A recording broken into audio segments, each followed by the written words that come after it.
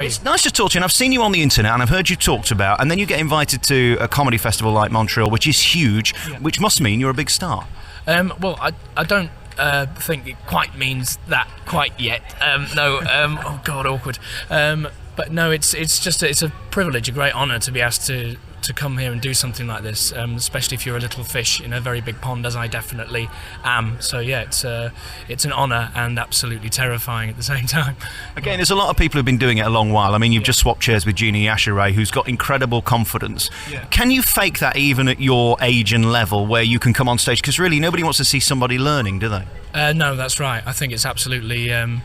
You have to grab it by the horns, definitely every time you get on stage. So even if you are inside sort of incredibly nervous and want to run away and get on a plane back to England, you have to look like you belong there, and you're going to make people laugh, because nobody wants to see somebody nervy. I mean, looking at you on YouTube, and it's an interesting act. How would you describe it for those who haven't seen you?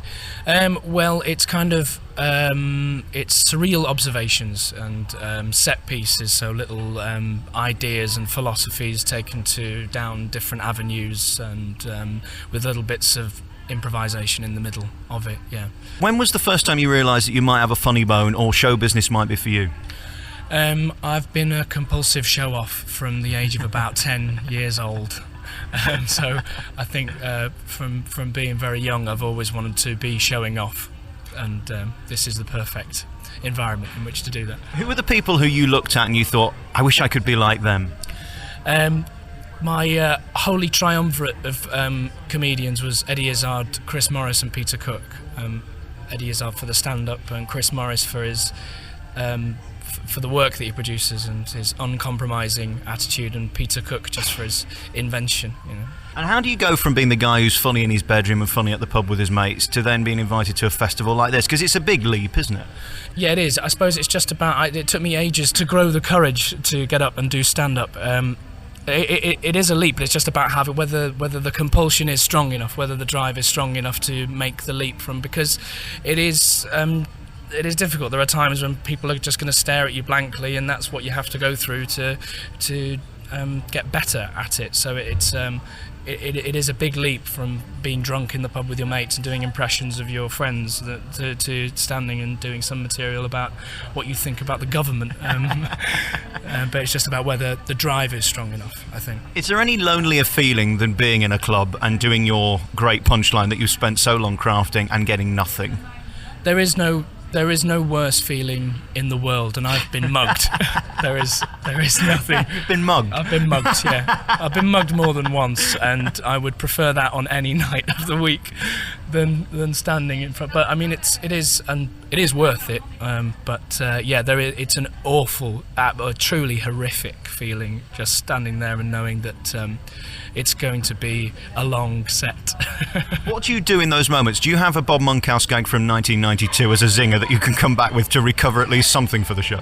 No, I don't really. I don't have a Bob Monkhouse zinger, unfortunately. I should cultivate one probably, but I think I just kind of try and roll with it as it happens, and sometimes it pays off to kind of mention it to the audience, only once I think, and sometimes it doesn't. Sometimes you just have to try and dig yourself out of the hole, and sometimes it's just not gonna work, and that's fine as well. Do you ever consider going that way, the Chubby Brown route, the Bobby Slayton route? No, I don't. No, I don't at all, because that's not my taste, and I don't think that's in the... I mean, for me, it's not my personally what I prize in comedy. But there is definitely a market for people who do that kind of shock humour.